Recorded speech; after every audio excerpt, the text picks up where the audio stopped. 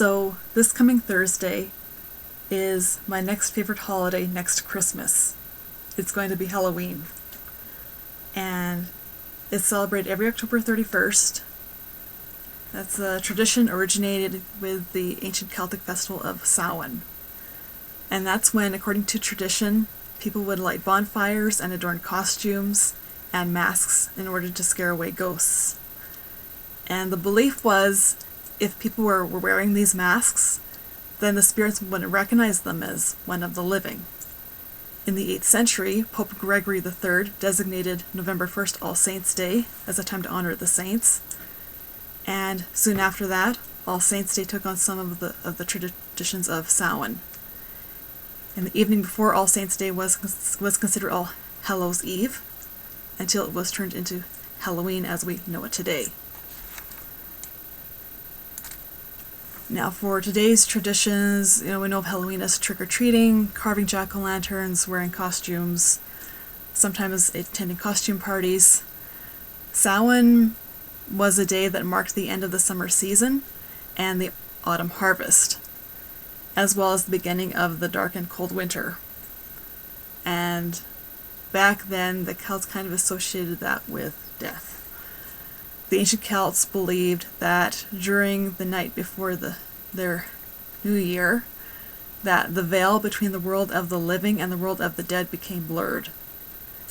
And they celebrated on the night of October 31st because they believed that on this night that all of the ghosts of the dead would return to Earth. And the ancient Celts believed that the presence of the otherworldly spirits would make it easier for the Druids or Celtic priests to tell the predictions of the future. In ancient Rome, the day of Feralia, pronouncing that right, was a day in late October when the ancient Romans would commemorate the passing of the dead. The symbol of Pomona is the apple, and as people can probably guess, the incorporation of this tradition into Samhain, later on Halloween, is, of course, reminiscent of the custom of bobbing for apples that we have today. In the late 1800s, America wanted to mold Halloween into a holiday that was more about community and get-togethers rather than the ghosts and the witchcraft or the pranks.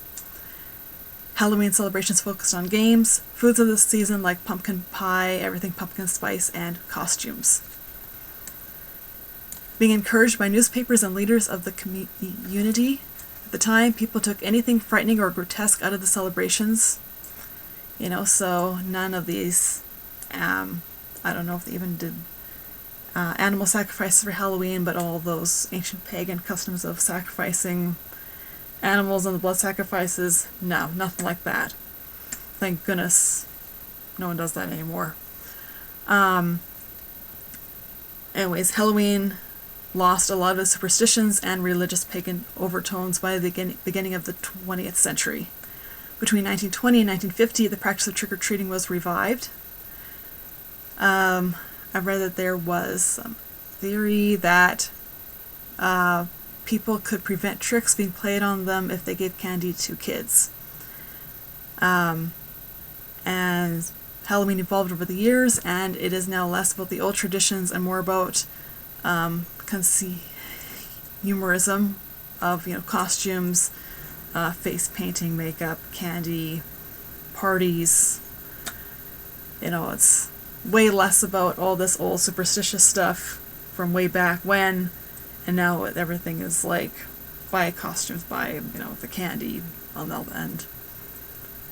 If you're not like me, sitting at home on a weekend night, or you're out at one of the clubs, or maybe you're at one of the costume parties of like a friend's place or something. But I'm the only one of my friends who's really into Halloween, and they have there's stuff going on at the dance clubs around downtown and Cathedral and stuff. I don't really want to go to the bars and be around that if I don't have to be, so that's why I'm here. Where am I? Okay. It's estimated that Americans spend an average of $6 billion, and Canadians spend, I found a very very low figure. I'm not sure if this is correct. I expected it to be higher. It says $66 on costumes, decorations, and candy combined. Expected Canadians to spend a little more, but I was surprised by that. But anyways, but I wasn't surprised that they said that the spending averages made the holiday the second largest commercial holiday next to Christmas. I'm not surprised by that.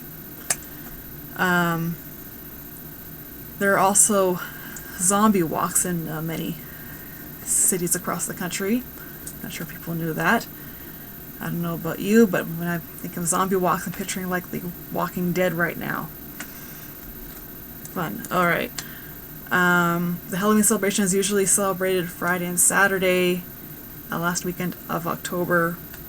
So that would have been yesterday and today.